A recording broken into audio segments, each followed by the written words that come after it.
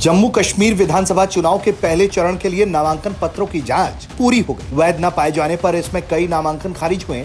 इनमें से एक नाम मौलाना सर्जन बरकती का है। मौलाना सर्जन बरकती को आजादी चाचा के नाम से भी जाना जाता है। बरकती के नॉमिनेशन रद्द होने को लेकर घाटी में काफी हो हल्ला है। दलील थी कि टेरर फंडिंग के ही आरोप में जेल में बंद इंजीनियर राशिद को जब इलेक्शन लड़ने का मौका मिल गया तो बरकती को किस लिए रोक दिया गया। इसी बीच कई अलगाववादी नेताओं ने जम्मू कश्मीर चुनाव में अपनी दावेदारी ठोकी है। इनमें से ही एक नाम है मौलवी सर्जन बरकती का। घाटी के भीतर देश विरोधी माहौल बनाने, टेरर फंडिंग के आरोप में बरकती जेल में है। उसके परिवार ने नामांकन दाखिल किया जो तुरंत रद्द भी हो गया। सर्जन बरकती का नामांकन उनकी बेटी ने दाखिल किया था। साथ ही शोपिया के लोगों से उसने अपने पिता के लिए समर्थन भी मांगा था, लेकिन एक दिन के भीतर ही इलेक्शन कमीशन ने उसका नॉमिनेशन रद्द कर दिया।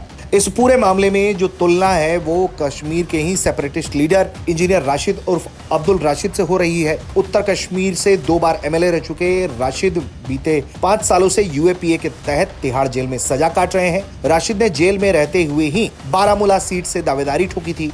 उनके परिवार ने उनका नामांकन भरा था। चुनाव प्रचार भी उनके परिवार ने ही किया और उस चुनाव में उन्हें जीत भी मिली। उन्होंने उमर अब्दुल्ला को चुनाव हरा दिया। इसी तर्ज पर विधानसभा के लिए बरकती के परिवार ने भी नामांकन भरा।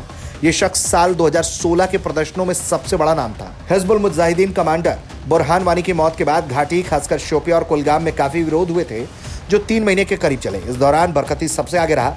कश्मीर में अलगाववादी सोच को बढ़ाने वाले नेताओं को वहां के लोग अनूठे अंदाज और अलगाव पर नारों की वजह से आजादी चाचा के नाम से उसे मशहूर करते हैं। लगभग साल भर पहले ही टेरर फंडिंग समेत कई देश विरोधी गतिविधियों के लिए बरकती को जेल हुई। इसके पहले भी कश्मीर पुलिस ने साल 2016 में रैलियों के संबंध में उसके खिलाफ 30 मामले दर्ज किए थे। कई बार गिरफ्तारी भी हुई, लेकिन वो बार बार रिहा होता रहा। वहीं बताया जा रहा है कि कथित आजादी चाचा की नामांकन और दावेदारी भले ही खारिज हो गई हो, लेकिन कई अलगाववादी नेताओं को चुनाव आयोग ने मंजूरी भी दी है। वहीं बरकती समेत लगभग 35 नामांकन रिजेक्ट हो गए हैं। इनमें से कईयों पर दंगे भड़काने और देश विरोधी ताकतों के साथ मेलजोल जैसे बेहद गंभीर आरोप लगे हुए हैं। ब्यूरो रिपोर्ट, भारत तक।